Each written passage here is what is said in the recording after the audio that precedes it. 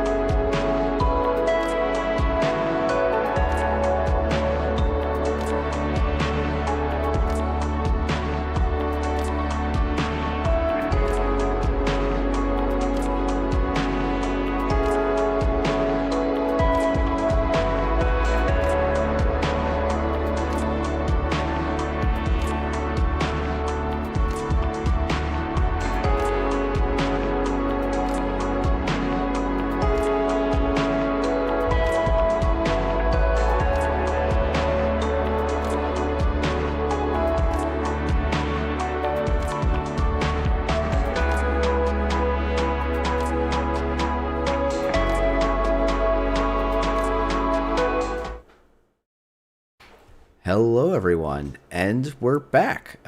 It's me, Jeff, once again, joined by Safer. Say hi, Safer.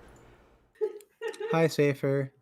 It's good to be back. Apologies for missing last week. I straight up just forgot we had scheduled it for Wednesday because I had had a crazy week coming back from doing my first solo flight with my daughter, and that sure as heck threw a wrench in my sense of time and week. And so, you know, life happens, I guess. But and Safer, then you've had quite a week as well, it sounds like. Yeah, I was doing some traveling. There was a wedding, and then I got sick.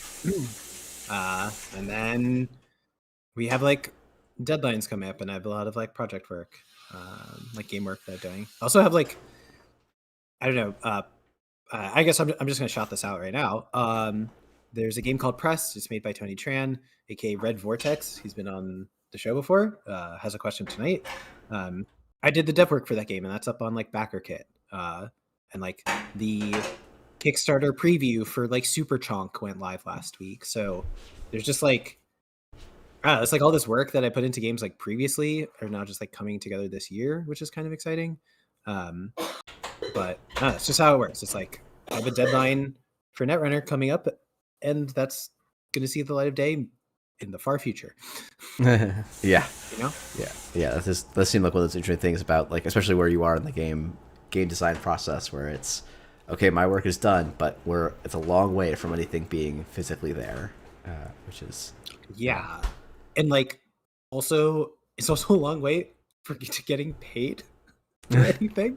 Oh, no. Because, like, Yeah, it's Yeah, like, I guess it's okay, like you they don't all get get paid based on paid. the split, like some split or some upfront based on raising and stuff. So And yeah. also, like, you only make money when like, I guess when the publisher gets the money. So Kickstarter, it's a little bit more immediate, but like if you just have a traditionally published game, you know, the, Mm-hmm. the manufacturing is and shipping is going to take like 6 months. The development work might take like a year. You signed the game and they had maybe other games in their pipeline. Like usually it's like 2 to 3 years before you see your first royalty paycheck from like the game being signed or whatever. So Wow. A yeah, bigger. Yeah, that's a big delay. Cool. it is. Well, makes makes me a little glad it's not an industry I've really tried to break into. But anyway, we had a great kind of smorgasbord of questions, so there's not going to be a big overall theme, but I thought there was a bunch of really good questions. If you have questions, you can submit them. The best place to do so is on the Discord. There's a link in the description, whether you're listening to this on your podcast catcher of choice or on YouTube. There should be a link to a Discord. You can go and post it. There will be a thread. Voice memos are the best. Well, actually, maybe joining us live is the best. Voice memos are the next best. And then, of course, we will take written questions as well. And what was the thing I was going to say? Oh, yeah. YouTube comments also, we're going to grab one from them, I think, today. Though I'm realizing it wasn't actually in our original. But definitely the We Discord is got going to be the most for it. consistent way for us to remember to get things because we did almost just forget about it. We So did almost forget about this one, but I think we can do it first. yeah, let's hit that episode first. So this comes to us from Josh Spies 1700. What would you say to someone who refuses to play Netrunner in online settings and only wants to play in person? And then the converse, what about someone who only wants to play Netrunner on Jinteki or refuses to ever consider attending any in-person events? One of these is a lot easier than the other. I think we should start with the easy one, which is the second one. What would you say to someone who plays only online? Uh, and that is, you should go play in-person events if you have the financial means and the proximity. Playing in-person events is incredibly fun. Um, it's really just there to meet other people. Connecting with other people is like one of the primary reasons to like play card games. The game is great, Netrunner's great, the community is better. Should go to Yeah, in-person events. yeah, I think it's for me like in-person Netrunner events have been how I have met so many people that are just like now important people in my life beyond just like people I play Netrunner with. And I think it is a community that has just continues to be very welcoming. And now, obviously, there are there are reasons that not everyone has access to local convenient meetups and things of that sort. But if someone is truly refusing to ever consider attending in-person events, I mean, I would really encourage them to at least try going to a small local event and just sit down and try things.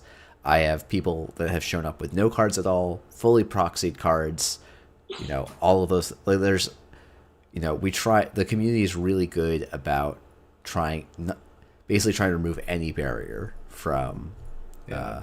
from in-person play. All right, Jeff, what would you say to the opposite, where someone who refuses to play online? It's man, I would kind of say that's reasonable. Honestly, it is a funny difference, right? Where it's like, Yeah. I think Netrunner is a board game that I think is best played in person. And so if someone says, you know what, I want to play this game in its best format, its most like dynamic and interesting format, that's great. I think that player is probably gonna have a hard time like reaching the competitive peak just because JNet has so many players with different play styles and allows you to play games much faster, etc., etc. But like, I don't enjoy online JNet tournaments that much. Like Yeah. myself personally, I think they're really important. Like I'm not. I would even say even the primary person responsible. I'm very tangentially related to how they're running these days from NSG, but online events are an important part of NSG. And like, the NSG took over in 2018, but then like it, released their first two products in 2019, and then 2020 hit.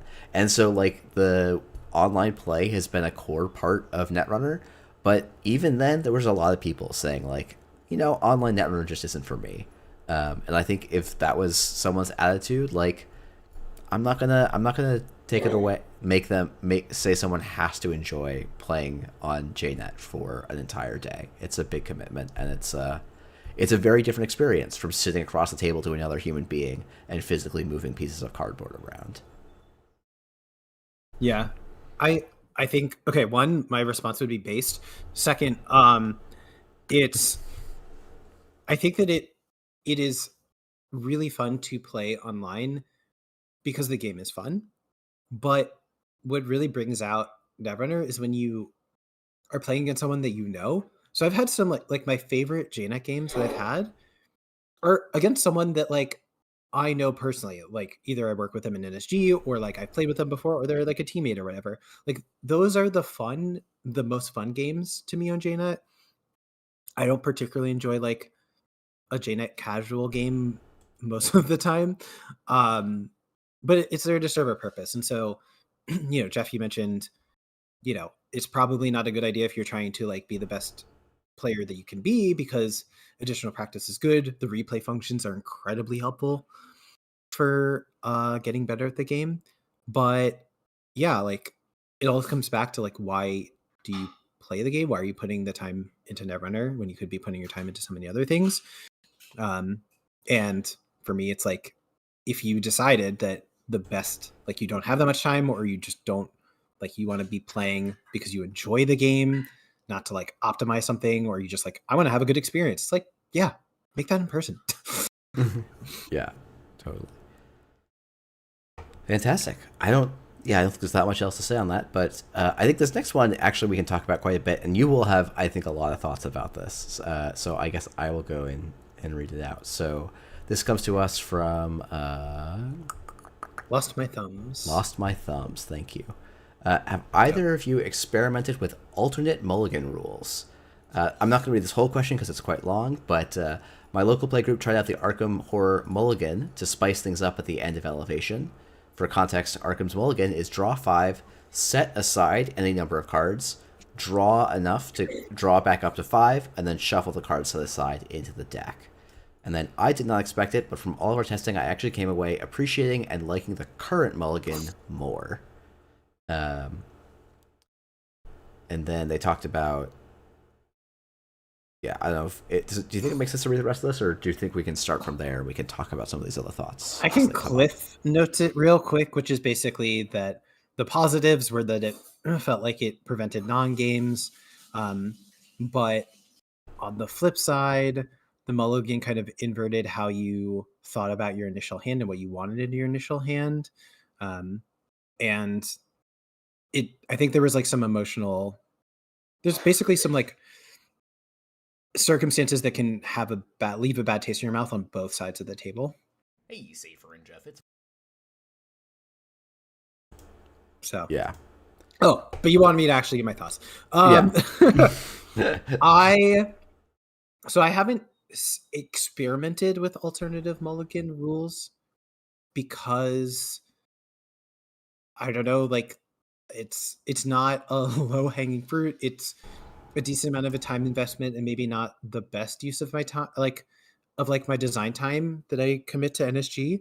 But I would love to, man, would I love to, because I love the idea of changing a game rule that is, I guess, minor. It only comes up once. It's not going to be particularly disruptive, but could have a really massive benefit into each game's like play experience.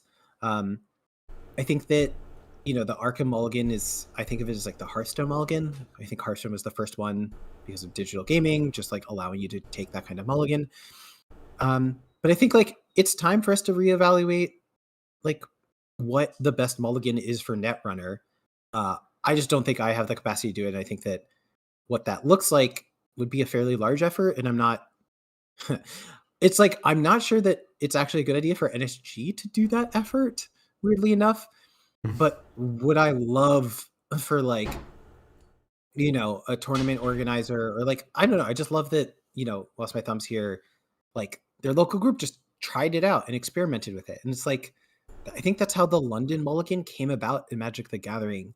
It's not like Wizards did it. It's like the player base was kind of fed up and was like, we think that we can improve this. So yeah, it's something that like I want to play around with, and I always think about when designing games myself. But Netrunner is just such a complicated game that I don't know. It's really really hard to come up with a solution that feels right.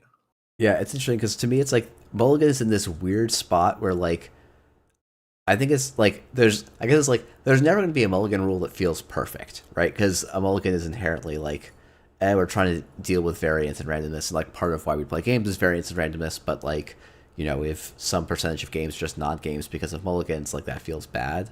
I think to some extent, to me, it's the like my ideal Mulligan fix is like, oh, both decks in general are going to be consistent enough that like you just have the landscape changed by your opening hand. Like my experience is legitimately affected a little bit by playing, not for very long, but for like a few months, playing the Pokemon TCG, which has genuinely the worst Mulligan rule of all time, which is you don't get a Mulligan unless you cannot take the like one legal thing you have to do to start a game. And it does lead to a bunch of non-games.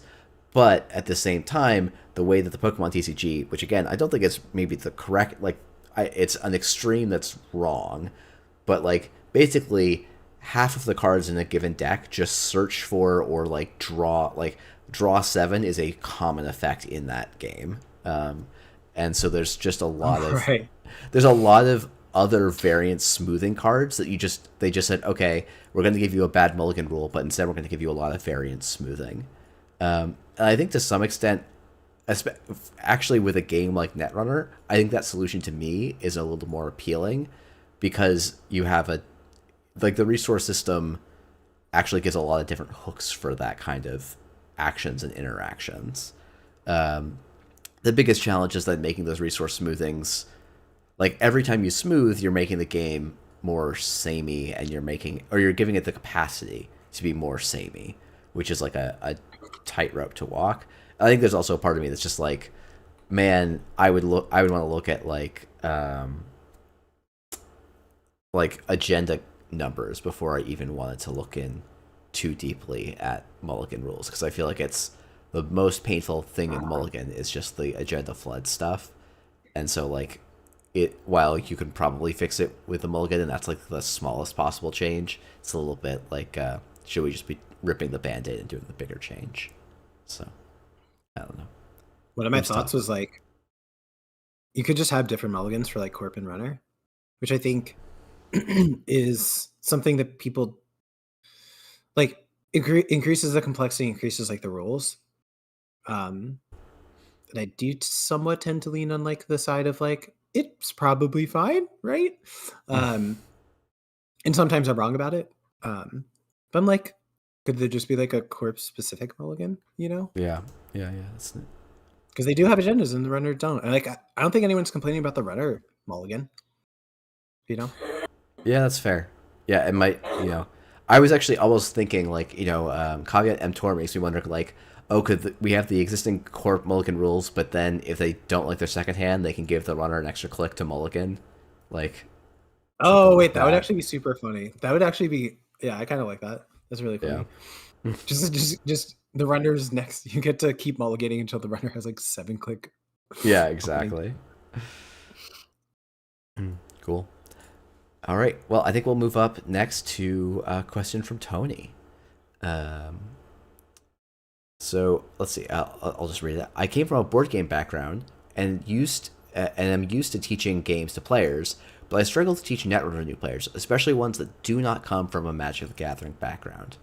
I know that NSG wants to make cards compatible with FFG, but is there any interest in making cards more approachable with icons or different graphic design? If not, are there any alt arts with updated graphic design in the future? What do you think?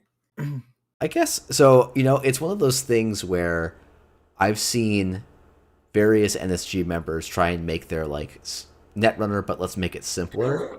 And one of the things that's often done is like, oh yeah, let's add a bunch of iconography. And I think there's a lot of like, I don't know if this is like, post Magic, like outside, like Magic the Gathering is mostly exclusively text in terms of how it keywords.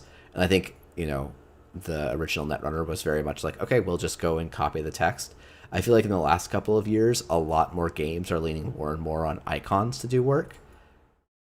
And there's a lot of trade-offs to that. I think part of me is like Netrunner is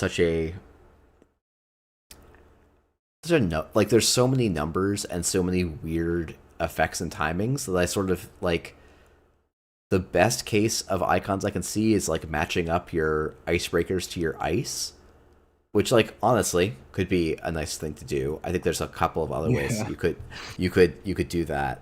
I actually, it's the I do think a little bit like we got stuck with a little bit of a bad system for matching those things up, and like that would be the place I would most want to overhaul graphics and design. But I think it's pretty difficult to introduce iconography this late, and B, like when you think about like how many ways there are even just in standard right now to break ice, like it's hard for me to think of an icon that doesn't end up limited. Like when you move things away from words, you then are like that icon can only mean the one thing, which is something of a design limit. And I don't know if I don't know. I feel like the Netrunner being hard to teach, like icons are part of it, but I would not even say they're the top part of it to me. I think there's other things that make Netrunner really complex to teach. Yeah, I think that if we had, I don't know, if we were doing things like from scratch, like we did a Netrunner 3.0 kind of situation, then I would definitely want to look at like the graphic design and bringing some things to like the forefront, like you said, like it's I think it's so ridiculous that you have this massive gameplay implication of killers break exclusively sentries, and it's like hidden. I can't say it's hidden text. It's subtype text on cards that is like you have to like look very explicitly like for where it is. And even worse, like it technically killer has no gameplay meaning.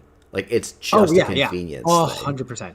I mean, that is also like a part of the whole like flavor subtype stuff, which it's really cool that the game has your archives as your discard versus the heap, which is your discard.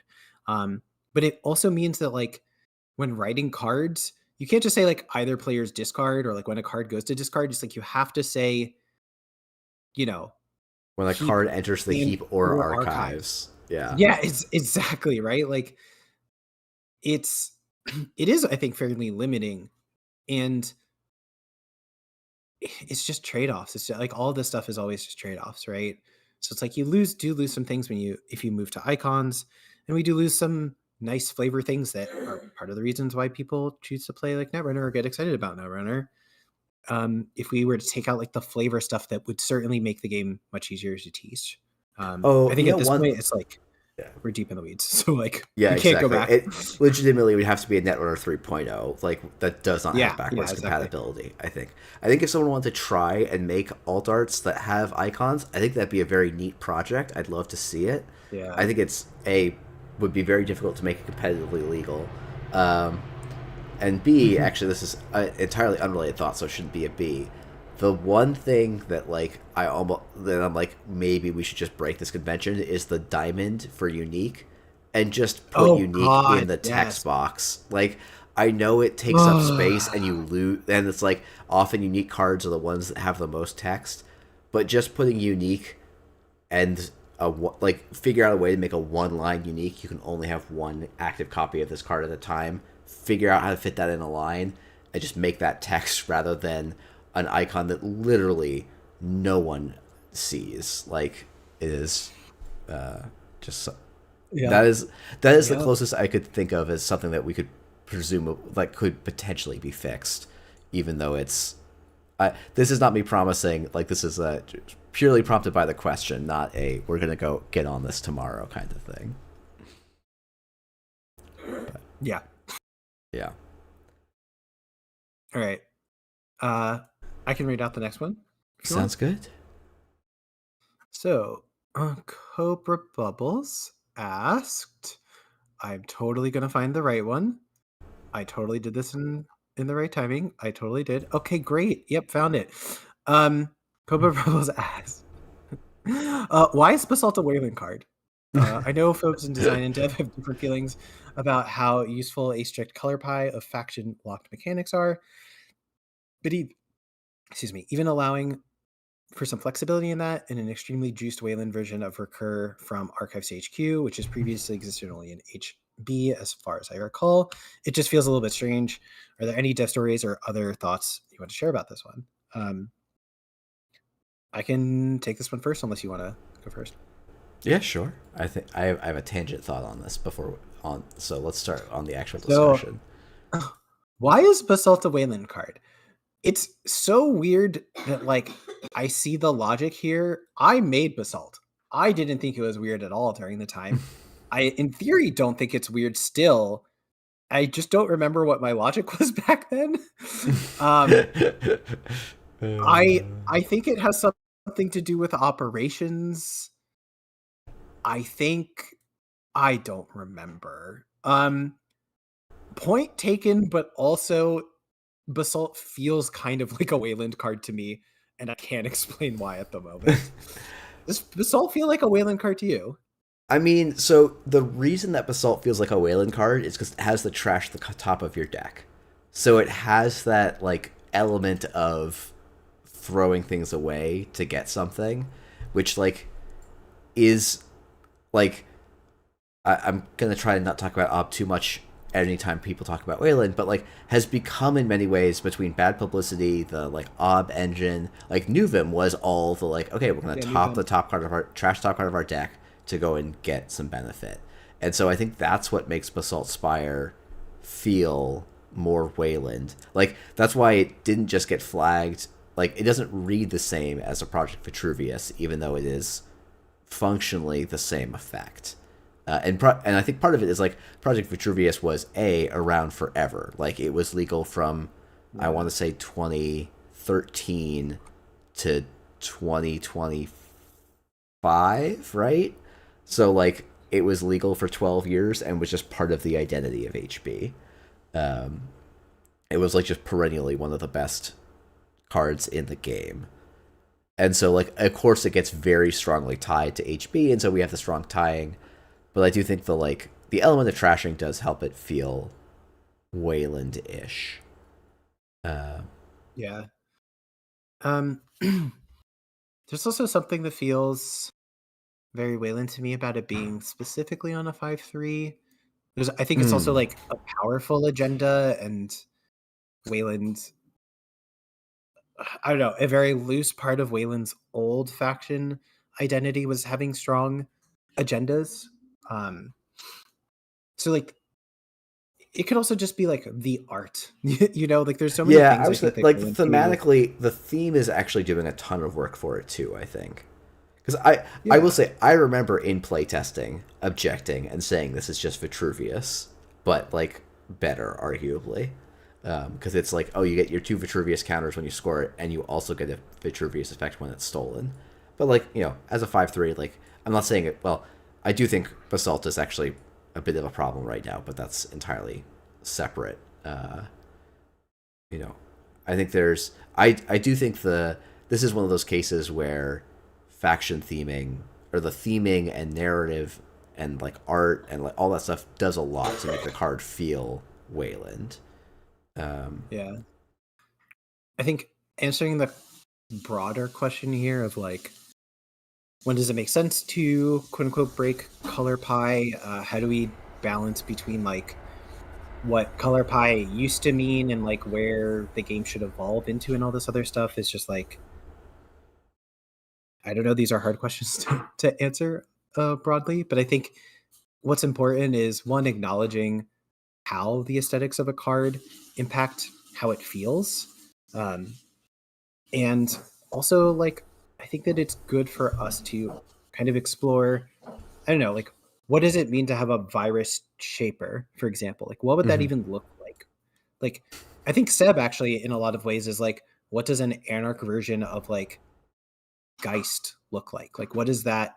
Like, if you're trying to like, if you're an anarch, like you're about, radical change to the world, like what does it mean when you care about the people around you instead of being incredibly like destructive to the people around you, Yeah. Or like how does that come out in gameplay? Like these are, I think, just good areas for us to explore and push like into new territory, because Vitruvius like may have been in the game for a really long time, but it was only ever played, it was only playable in HP. Like by having this card that is in a different faction and can only really be played in this other faction with different tools, it feels completely different. And I think Yeah. that's a good thing. Yeah, I was gonna say it's the like there's I think there was for a long time. I don't know this was the Netrunner designers. I'm thinking back to the FFG days of like, oh yeah, Shaper has the good decoders, Anarch has the good fractors, Crimp has the good big asterisk killers. Like, and factions had like these very defined things they were good and bad at, or like had no cards that did X, right? Like for Criminal got like one tutoring card and like one playable draw card, and it's just like, okay, so like faction just isn't allowed to do something. And I think What was the playable draw card? Sorry for interrupting, but like what card now I'm was actually that? trying to remember, because I'm like, I had one on the top of my head, but like, and I can think of three not playable like marginally playable ones. There was Lawyer Up, which saw very rare play. Yep. Maybe that was actually. I think you're just thinking of Diesel, right? Like I think I am just thinking of Diesel. Draw card. Like yeah, there was the one that was like credit Earthrise look Hotel? at the top. No, well yeah, Earthrise Hotel was what they actually played for draw. There was like a look at the top X of Mr. Lee. No, Lee? it wasn't Mr. Lee. Mr. Lee was the like I think I was going to call borderline playable.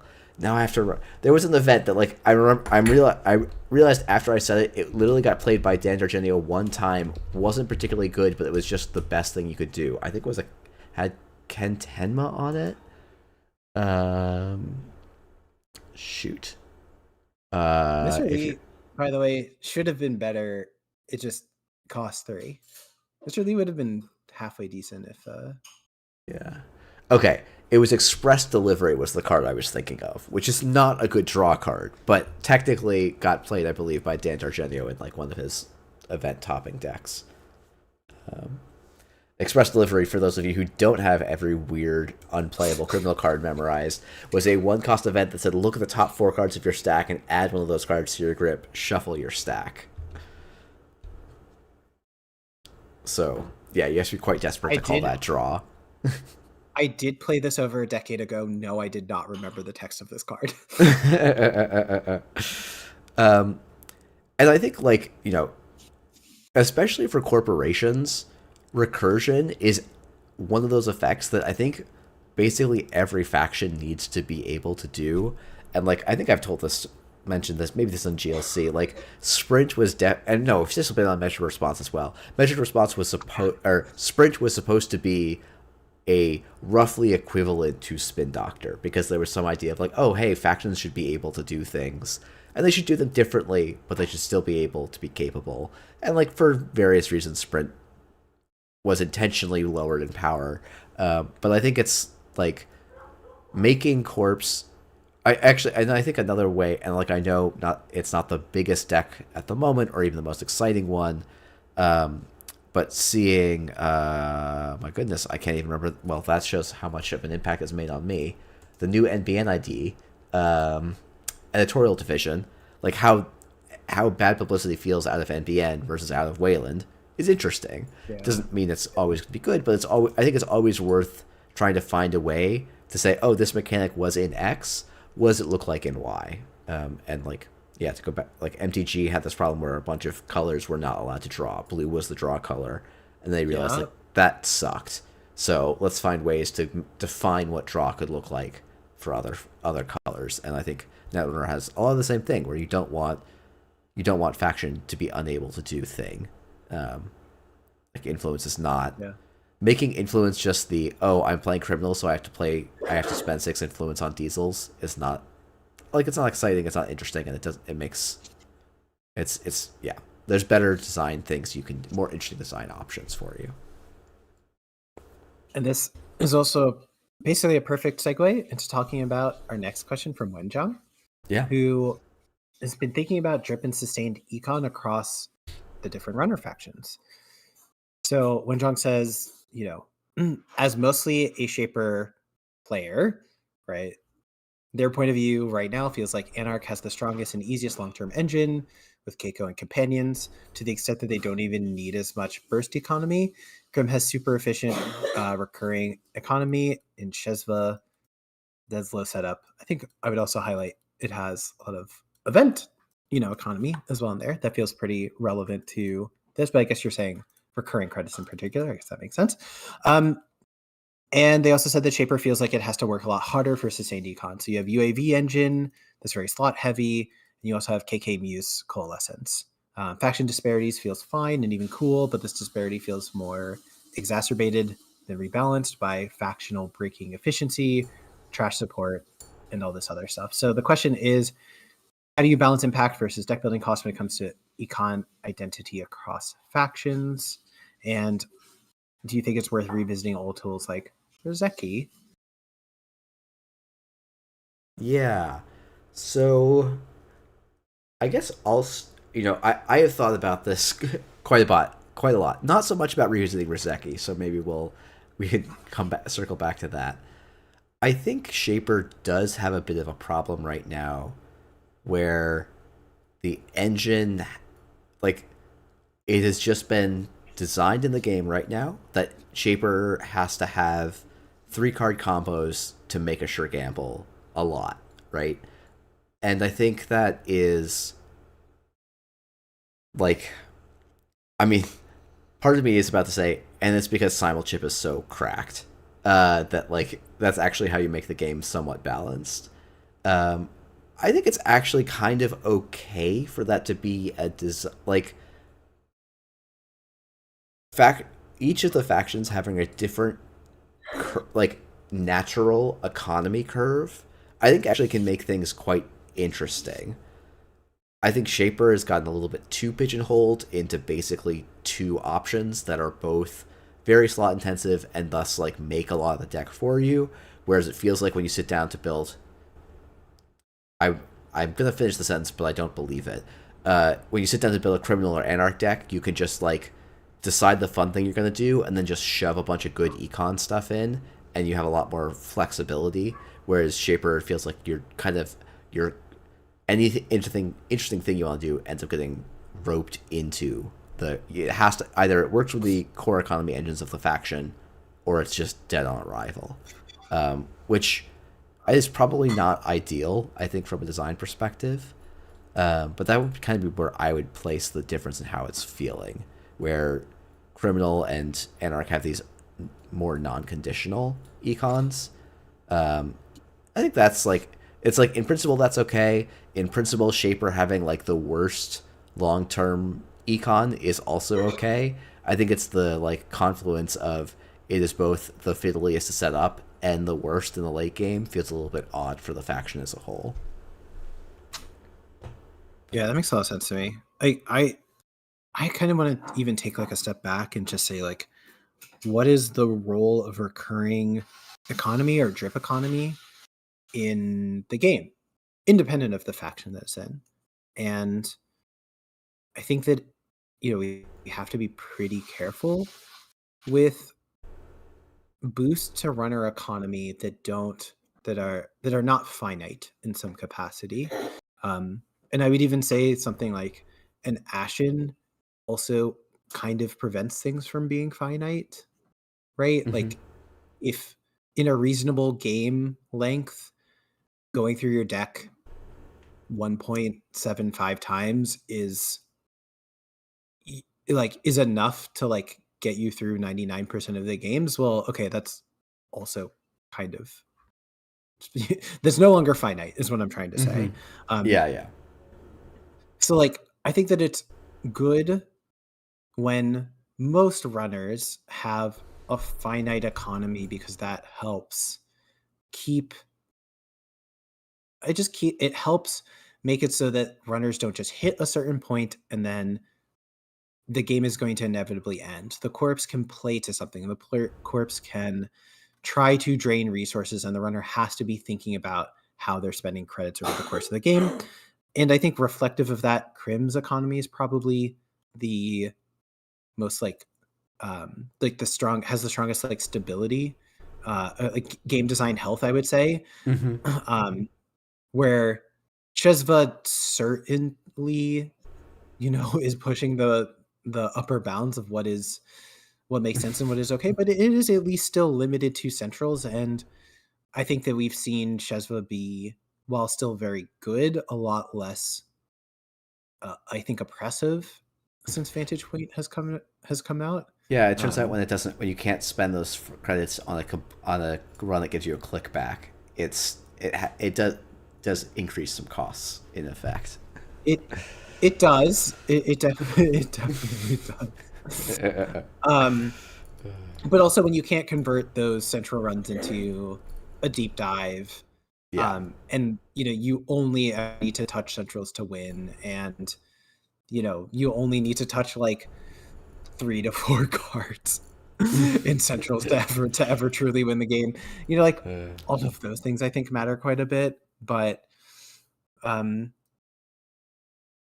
yeah, I think that when it comes to like the different factions, I think that it's good to have them express themselves in different ways. I think it's good for Crims to have like simpler economy that is more run based or successful run based, and I think that keeps like that's a nice niche. We know that it works. We should keep doing it, right? Shaper, I think it should have more diversity, and I think that really what that means is that you only really need to print like one card to have like clean getaway be a successful like economy piece.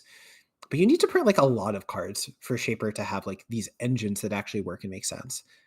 And I think that they could use a little bit more like fundamental baseline pieces to make it so that while we expand the card pool with more releases to get their engines to be something that like are worth actually pursuing, like they have something to fall back on. Yeah. That's not creative commission. Yeah. Oh boy. Yeah. It's I think it's the like there's another way of phrasing this, which is like why have we not banned Keiko and the companions yet? Because to me it's almost more like though this is saying like saying Anarch is the strongest and the easiest long term engine, and I'm like, yeah, and that's a problem. Right? Like yeah. It's also I don't think I'm gonna get in trouble for saying this. It's not gonna stay that way. Yeah. Not because of bans. Ashes is gonna be the first cycle to rotate before other things. You can bet your ass we're not reprinting drip companions. Yeah. Drip companions have been a sore point for both not feeling very Anarch, to go back to the question about card feel, and then also just been a persistent like challenge because they are just so good for doing things. But it's actually we're going to talk about it in a later question. I think why they're different from Rezeki and why they're not on the ban list, I think also makes sense, but it's just this awkward thing of like, it's the like, oh, like I think Shaper Econ is like, will I love it to have an extra piece or two? Will I love it to be less reliant on like coalescence? Yes, but like, it's still like it is an interesting pattern. Whereas like the Anarch economy, I think it's just mostly been a non-interesting pattern. If at least in terms of the Keiko and companions, and it's just like, oh, this has been a consistently very strong component, and not the major part, but not insignificant part either of why Anarch has consistently done well since Ash's release. It was already good before, but like Anarch having this strong drip just allows them to gray goo the gooeyest. So The gooeyest.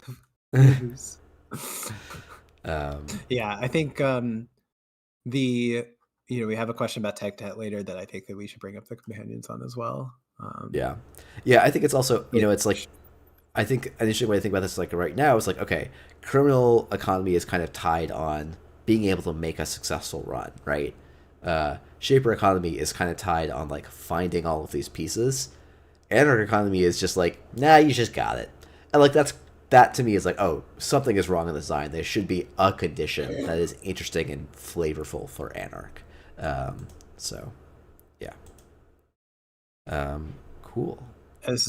We could talk about Rezeki next from Visatron. Fantastic. Let me get this going. Yeah. Hopefully I'm not blasting people. I also don't think Safer, unfortunately, you will... can I figure out how to make you hear this without me double speaking? Oh, yeah. I know how to do it. Hold on. Let me try and do this. I know that we have the technology from before. I know, but does Jeff remember the technology from last time? We're about to find out, I guess. Safer and Jeff, it's Vicetron. One thing I've never fully understood, and maybe this has been explained elsewhere and I'm just not aware, is why Rezeki is specifically a problem when the companions in Keiko don't seem to be considered one. That's the entire question. I just don't I don't fully understand it. So if you all wouldn't mind explaining why that's uniquely difficult where the companions aren't, I'd love to know. Thanks. Hey. Great question. Yeah. One, companions are a problem, but they are not nearly the same problem that Rezeki is. Yeah. I was not around for Rezeki. I did not experience Rezeki, but I do think that I have a fundamental understanding of what Rezeki did to the game, which is that, again, quite literally infinite economy, just increasing the amount of credits or clicks that the runner has access to without any conditions means that end games for the corp are going to just be a loss. You are going to, like, the runners will be able to get to flat game state consistently. And it seemed like that Rezeki wasn't busted, or it wasn't infallible. The some corps could go beneath it. But what it said is that if you couldn't go beneath it, the game went to turn 11, turn 12, you were going to lose the game. And if you were met with like double Rezeki opener, then you probably weren't surviving past turn 9 as a corporation. And the reason why the companions are not that same level is because raw credits are different than conditional credits. When you run out of cards to play from your deck, Paladin and Mystic cannot generate you more credits. Taka has a limit and is specifically limited to some things, and it's kind of 1 credit a turn, but you still have to be like breaking ice to do it. It's not, I can use this credit for literally anything. Yeah, I think that's all good points. Oops, sorry, what's that? Yeah, shoot. Okay. Sorry, I started queuing up the next clip, not because we're done talking about this, just because I wanted to make sure it worked. The other component that I think is actually kind of important is you don't want to play 3 paladins, because drawing the second and third paladin is actually a dead card. Drawing the second and third Rezekis was never a dead card. Well, okay, that's not true. Sometimes you would draw the second and third Rezeki on turn 9, 10, 11, and it was a dead card then. But hitting the second Rezeki on turn, like, was great. You were excited to hit the second Rezeki. And yeah, the other thing, like, yeah, having real credits in your credit pool is a big difference from having credits on a card that you have to take an action to get off. It is kind of like, I mean, this is a silly comparison. Like, it's why Penny Schaefer is not Desperado. Because having your credits offshored is still quite measurably worse than having them in your credit pool. They are more flexible. and do a lot more work to threaten there. But I actually think a big part of it to me is the drawing duplicates. Like, you don't see people play 3 Paladin because it is so bad to draw the second and third. And that just so was fundamentally not true in the Rezeki meta. And yeah, it also had the sin of being able to go everywhere in 3 copies, because you could play it out of every faction for 3 influence to grab all 3 copies. You mostly didn't. Well, there was a period where you did play Rezeki and Shaper because you also got to play Endurance and Shaper. Outside of that window of time, you played Rezeki in Criminal and you played it in Anarch, and it was 3 influence to solve a huge economy problem for you. I think your Petty Shaver Desperado example is incredibly apt. It is such a big difference, the power level of those 2 cards. Yeah. And I think that, okay, the one other thing here is that I also agree with what you're saying on like the number of cards, but I don't think that if Rezeki was like unique, all of a sudden that solves quote unquote Rezeki. It just like helps the problem be less bad. And that's, I think, where Yeah. specifically Paladin, and then to a lesser extent Mystic, are currently, where they're just below that power level to stay basically unbanned. It's like they are strong, they are a problem, but they're not such a problem that the game is necessarily better with them banned.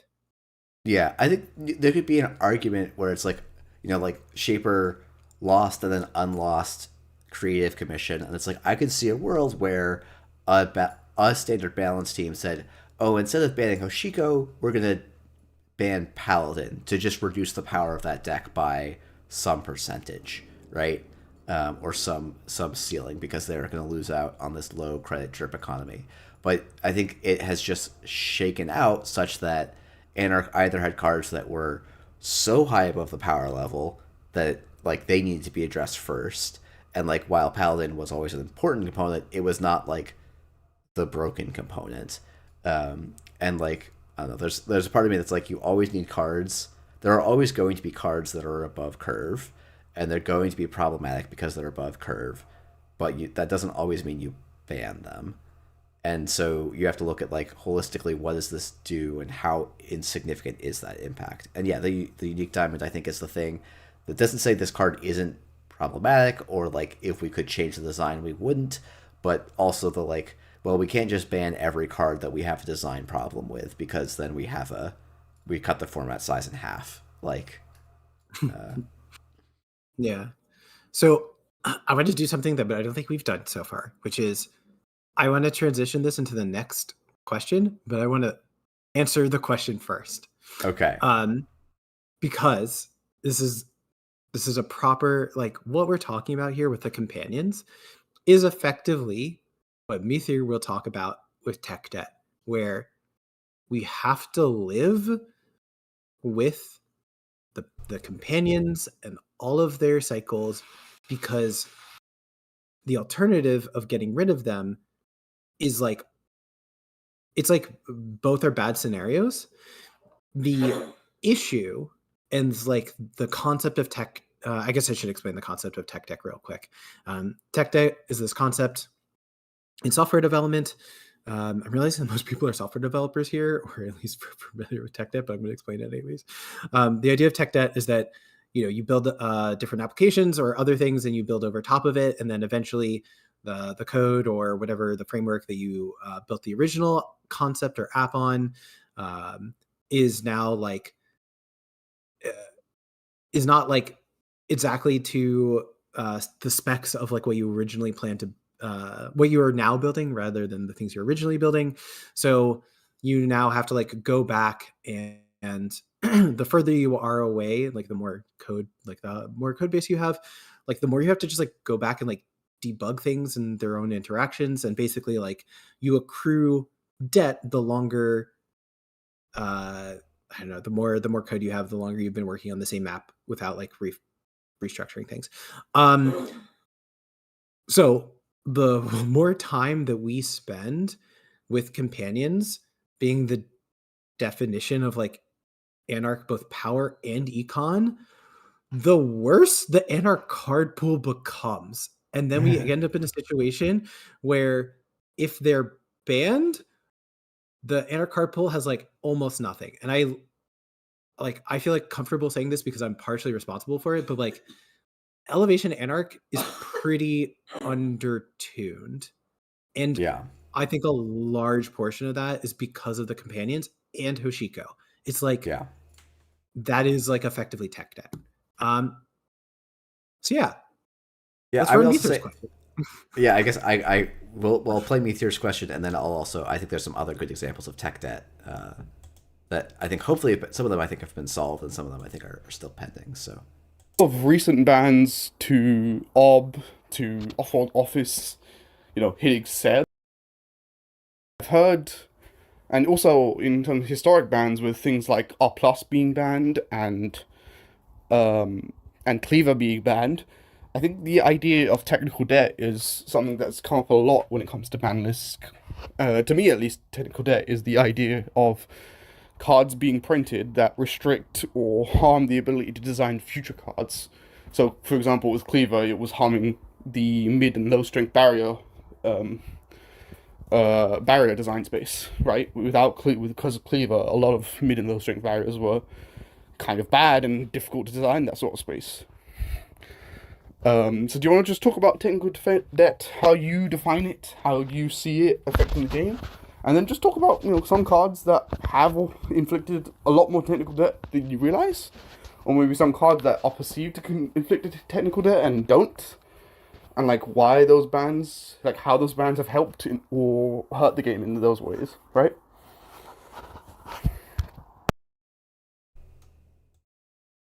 yeah, so What a great question that I didn't in any way, shape, or form already partially answer.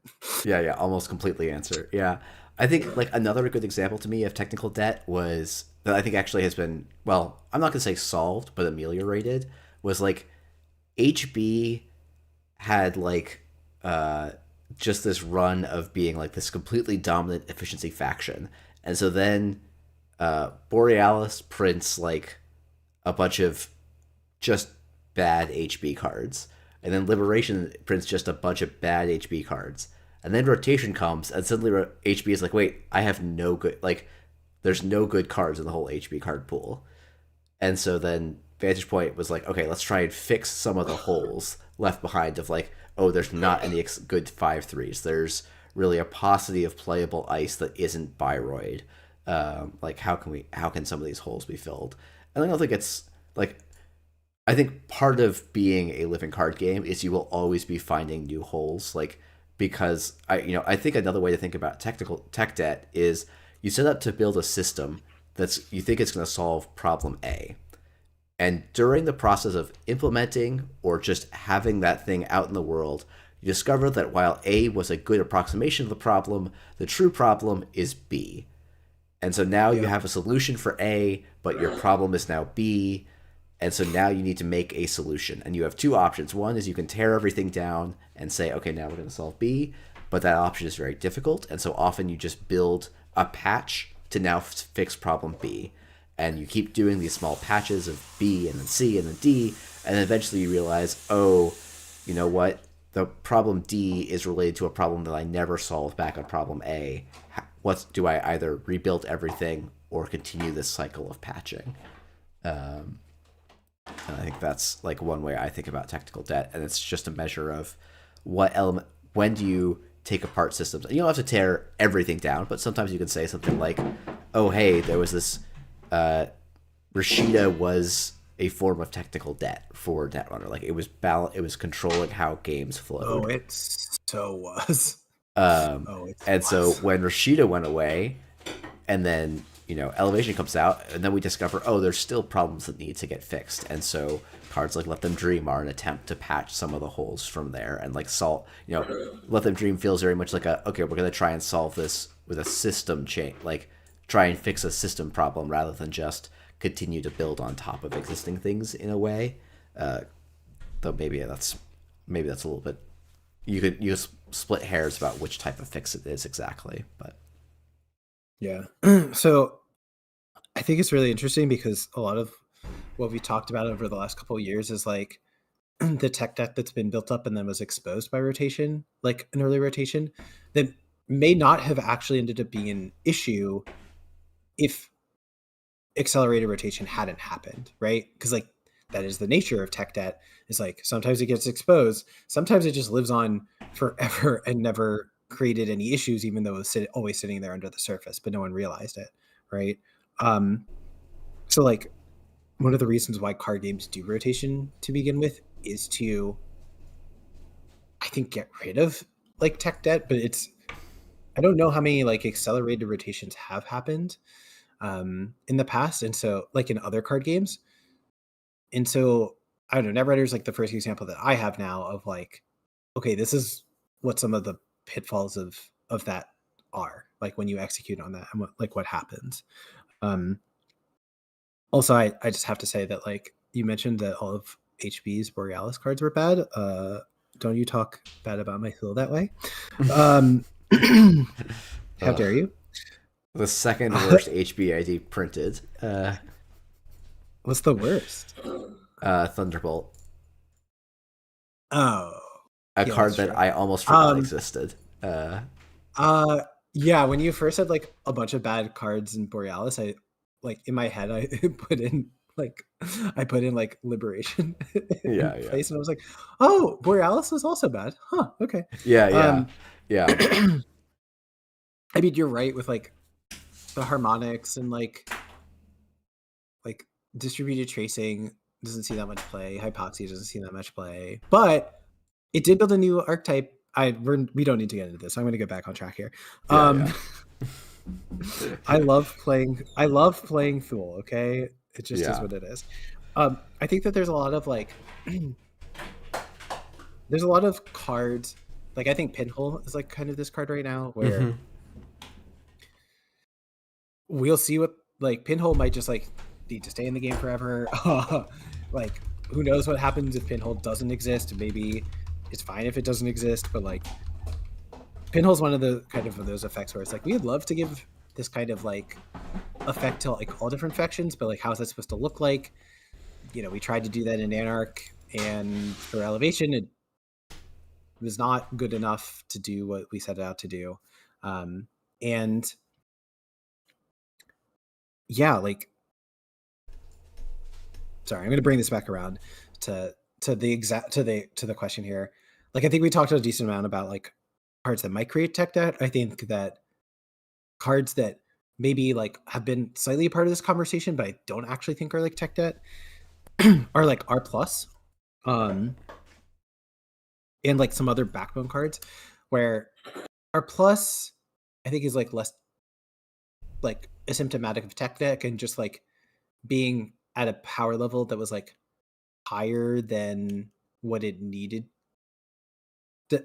A higher power level than where we're currently at, and in a like written in a way that like is it like has like unfortunate like effects, you know? Yeah. I almost like don't even see that as like tech debt as much as it is like Yeah, there's an angle of it where you could look at better. it. Yeah, it's like there's an angle where you could look at it as tech debt because it's like, oh, this was a solution for a different problem. But that feels different to me, where it's like, you know, things like Paladin or the companions like propping up things like these are propping up a play style and shaping the game, but they are like taking them out is like taking out the pillar. And like I think probably some NBN players would say, yeah, NBN is suffering from technical debt. But I think it's like, you know, because the faction's just like one note, and because that note is not good, the faction is like not really seen much. But it's the like I don't know that like R plus was what I would call like the tech debt problem. It's just like, oh, this was a card that was overtuned, and like it probably made some tech debt in making some tag cards not as good, but like it was definitely, I don't know, R plus has been not part of the dev conversation for longer than it has been not part of standard. I think another card that like Meet here and I love to talk about is Ob, and I'm not going to put Safer on the line for this one, but I'm going to say I don't think, like, people always talk about Ob creating a bunch of like technical debt or design space restriction, and I guess I haven't seen that as much in my mostly now former testing world. Like, there are cases where, oh yeah, we can't print a one cost card with a trash can ability on it, but that's I don't know, doesn't feel like tech debt. It's some restriction on design space. But my argument is, like, Sable actually, Hoshiko restricts the design space, or restricts design space too in ways, and I think it's hard to really sit down and say, oh yeah, this card restricts the design space this clearly more than the other. And again, like, Extract and Svidagor, I think similar to R+, are like, these cards were designed for a different power level of game, not they expose and are part of a foundation of how the game functions. I have one other thought, and then I think we should move on to our last question. Which actually I think also relates to tech debt, frankly. But I have a hard time rationalizing Ob as tech debt in my head, because I agree that it does create very specific constraints around some of the card pool. But, like, as you mentioned, like, all cards create, like, design constraints just from the nature of existing, right? Like, cards only exist within the context of the rest of the card pool. And so, yeah, like, we printed editorial division, and, you know, now in NBN, there's always going to be a way to tutor a Gray Ops. I don't remember all the subtypes, Black Ops or Illicit. So it's like, but, like, are we going to look at that as, like, tech debt? It's like, no, we kind of opted into that. We kind of knew what we were getting ourselves into. If it ends up being a mistake in the future, I think it's less, that's like less tech decks and more like tech debt, and more like a lesson, like learning. And I think we were able to take lessons from Ob and implement that into editorial division. And, like, while the power level is maybe not fully there, and I'm not going to call it anywhere close to as an exciting of an idea as Ob is, like, we knew that we weren't going to break the game, and we knew kind of the boundaries in which the design space was going to get limited because we had the experience with Ob. yeah, actually, I guess I have one final thought, and also on Odd Radish, is it possible, like, making me sorry, I have two different thoughts going on in my head.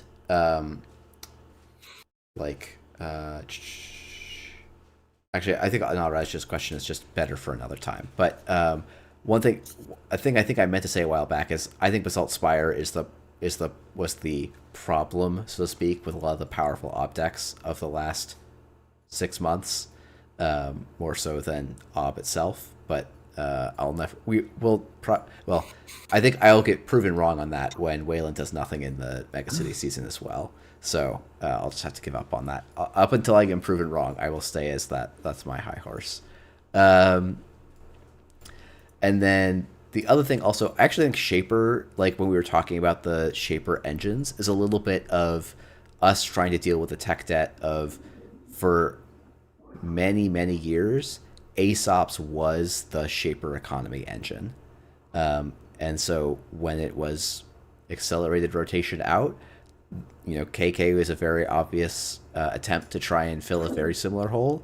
And I think it's kind of, for reasons that I think are probably long-term good, to not make a faction's entire economy, like baseline economy built around a single card, not filled that hole. But it's still a little bit of like, how do you make a engine-dependent faction work? I think it's still a little bit unsolved yet, and it's another good example of that. So, should we hit our final question from Icarus? Let's do it. Let's see if I can find the link to it. Yeah, my note on it was very simple. The note on it I think is very. Oh, here it is. Okay. Yeah. Banning Cleaver did wonders for making barriers and fractors more interesting. I don't miss the card at all. Deck building with code gates currently feels fairly flat because of the presence of Buzzsaw. Has there been any conversations about banning Buzzsaw in order to open up design and deck building? And if not, would you like to start one? I mean, this is a really funny question because it's like the exact question is, would you like to start one? And the answer for me is 100% yes, I would like to start one. I haven't yet. It's again not particularly high up on my priority list, but like, yeah, I kind of don't like Buzzsaw. But again, that's a personal opinion, and keep in mind, like, these conversations, the way that they happen is, you know, they will be across multiple teams. I would likely get, dev, design, and format teams all together in a room and say, like, here's some of the symptoms that I'm seeing. Here's some potential solutions. What do you all think? Like, is what I'm seeing correct? Do you think that these solutions are correct? And usually the outcome of these meetings is vastly different than like what anyone would have foreseen, because that's the power of collaborative work. So I haven't, like, I think that it's a conversation that should, like, it has to be more simple than Ben Buzzsaw. It has to be about the design space, and like when it came to Cleaver, I had like a, at least like a 2-paragraph, 3-paragraph mini essay preface when I started that call, when I was like, we have been trying to balance, the card was Logjam at the time. We've been trying to balance Logjam, and it's impossible. Like, it is impossible to make an ice that is fair for most normal breakers to break and is resilient to boomerang and like doesn't just die to Cleaver. Like Spider Wall, Spider Web, excuse me, Spider Web. Yeah. Yeah, Spider Web is like a card that, like, Logjam's closest equivalent is Spider Web. Yeah. And for a while, like, if you think of Spider Web is 2 strength, Spider Web is 3 to break, and it saw like a decent amount of competitive play when it was in standard, or at least in the standard that I'm familiar with, because it was always 3 to break very consistently, independent of the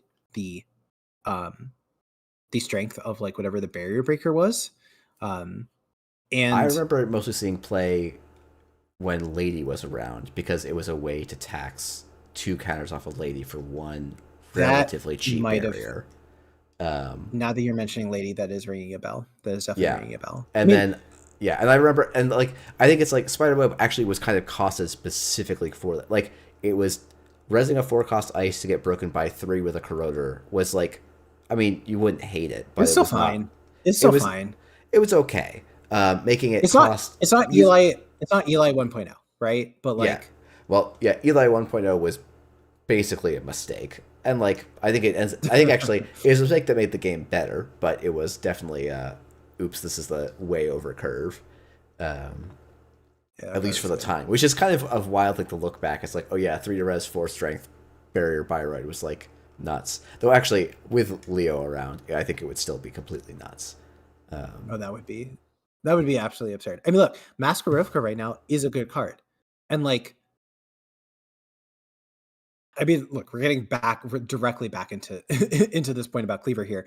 My point is that I think that it is important when ice strength matters. It was the most clear with barriers because they can't do a whole bunch of wild things. Code gates, you can make them do some weird stuff, but like right now, I'm still annoyed by the fact that every single code gate that we print, and whenever we're talking about numbers, and I had this conversation yesterday, like, where I'm looking at a code gate and we're talking about Buzzsaw. Like, every single time we print numbers and we're talking about like numbers on the code gate, it doesn't matter how big or small the code gate is, Buzzsaw enters the question. No other breaker does that. We're not talking about how does this compare to Shibboleth or Unity or anything like yeah, that? It's yeah, and there's nothing always on the Buzzsaw. killer side where you're like, oh man, we got. I guess Revolver is like the closest you have to that conversation, where like you kind of do think about, I don't know, killers, but it's like, oh, you think about Revolver and Carmen and Echelon, and it's like this trifecta of things. It's like, okay, well, we can make ice that's good against one and not good against the other. Whereas like, yeah, with if you look at the Codegate space, like it is just Buzzsaw, and I don't know. I think it's interesting because it's like at the same time, I don't know that we're actually seeing Buzzsaw everywhere, and like this is why it's a little bit different than Cleaver. I think the like 4 to install versus 3 to install is meaningful, even though it feels like it shouldn't be, when it's like so centralizing. I don't think there's other reasons why it doesn't feel that way. Look, it is partially because code gates allow you to like do more things. Like you can play VSA and not feel like a complete idiot when it's broken by Buzzsaw, you know? Yeah. Right. Yeah, I guess that's part of it. It's like, yeah, every alternative, like because barriers could only on the run, and like every fractor was sort of on the same curve as Cleaver, like you didn't have choices really. Right. And its weakness is more exploitable, right? Like it's not 2 to boost, it's 3 to boost. And through the 3 to boost is pretty meaningful, especially if you have to do that multiple times. Also, I think it's easier to print like 6 strength code gates that are like porous. You know? Yeah. Like Bran is pretty overrate, I would say, in terms of like numbers. But because it's a biodroid, it kind of like we kind of get away with it a little bit. We also kind of get away with it because Propeller exists, which is probably the breaker that comes up the second most. Tech debt. Let's not worry about Propeller. Yeah, let's not worry about Propeller. Oh man, the Shaper breakers are in such a funny spot. They could be their whole. Shaper as a faction, I think, is in a very silly spot at the moment, where it's just like this is a bunch of technical debt that's just good, waiting to collapse on us. I think, but yeah, it's weird because it's like Echelon just doesn't have the same kind of issues because it has all this like requirement instead of it doesn't work immediately. Like, and it is also really expensive early, and the nature of killers are that like, yeah, they're most scary in the early game, not the late game. Yeah. So that it's just I keep cutting you off on your thoughts. I guess. No, I guess an odd rash asking, is break 2 for 1 credit with no restriction just a mistake? I don't think so. I actually think so. One of my complaints with NSG Ice design has been like the number of subroutines seems to just keep going. The average number of subroutines on Ice seems to just keep going up and up and up and up. On sets, and like obviously that's a little bit of an exaggeration, but like I can't think of FFG cards that had 4 subroutines and like any real amount of strength, right? Like there was a pretty stark trade-off between number of subroutines and ice strength on the cost curve, whereas like I feel like Jinteki is spoiled for like 5 or 6 ice that have 4 plus strength and 4 plus subroutines, or 4 subroutines. What are these 4 subroutines? Because I'm like, this is such an interesting thing because you're like 4 subroutines. There's so many ice that has 4 subroutines. I'm like, I think there are 0 cards in the NSG card pool that have 4 Vampy? subroutines. Okay, Vampy does. Yeah, Vampy. It's not Empiricist. Mycoweb has 4 subroutines. Oh God, I'm being made a fool of here.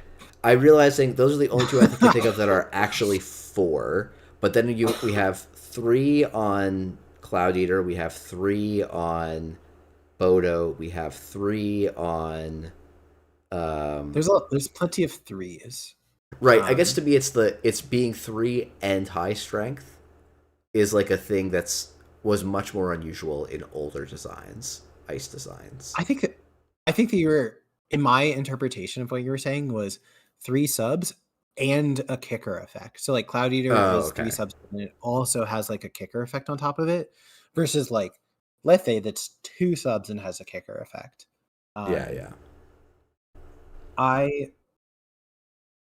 Yeah.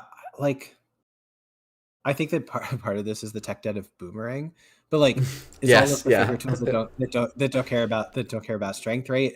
And it was like it's like you have these like all of these different faker tools and just normal breakers that are efficient, and it's like how do you make an ice that is weak to some of them but not entirely weak to, just falls over to all of these things. Or does it get Boomerang, pinned in between two Ficerum, specific things? like there's a lot of like lingering faker tool tech debt laying around in the card pool as well, which is like that's part of my complaint of like every ice having 3+ subroutines just to make Boomerang like painful.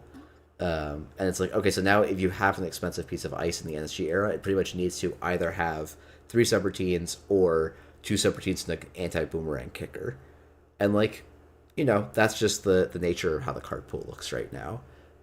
But to me, that's actually a reason I would want, like, to me, unconditional, like, spend 1 credit, break 2 subroutines is not inherently a design mistake. The design mistake on Buzzsaw was that it is also 3 strength, which is just, like, too high. That is the condition usually, or the conditional to me on 2 for 1 should either be it's actually has a condition to use that ability, or it's quite low strength. Like, those are normal things, and 3 strength is just way too high for that style of effect. And it's very funny looking back at us, like, being in the Gateway test cycle going, yeah, we want to make an homage to Yogg. Let's take the smallest possible nerf to Yogg. Surely there'll be no problems here. Definitely a little bit of a, would love to go back in time and go. And also maybe it's truly a nerf to Yogg because you still get an out, which is like you could, I don't know. Yogg, the difference between 0 and 1 is pretty big, I will say. It is big. It is totally big. I just think that like Yogg literally couldn't break the Lotus Field. Like it was that's true. Impossible. You actually right, you splash for a while. You splash Netrunner the eyes as your Lotus Field tech, like right, because you just straight up actually could not break it. Another example of tech debt here that like Gateway inherited was like they were trying to print a card that competed with Black Orchestra. Oh no. Like I mean, and that's why Cleaver went under the radar because paperclip, right? Yep. Yeah, it's like it turns out when you're building stuff on top of other stuff, there's always complications and unintended consequences. So yeah. All right, so we're renaming this podcast to Tech Debt, the podcast. Yeah, Netrunner 3.0, the technical debt harder. I don't know there's got to be a better pithy one for that, but oh god. Okay. Right. Well, we've gone well over our intended time. Thank you everyone for tuning in. That's been an episode. Once again, if you want to either come on as a call-in guest or leave a voice recording or message, the best place to do so is on our Discord. There are links in the description of this video or podcast feed. And please do come and check it out. It's always a lot of fun, and we love getting questions from people. So thank you, everyone, and have a good Friday and weekend. I have 2 shout-outs to end the show. Sorry. 1, the game Pressed by Tony Tran, devved by me, is up on BackerKick now. We'll put a link in the show notes. And 2, the Grid is streaming. Oh, fantastic. So, go check out the Grid. Have a good night, everyone.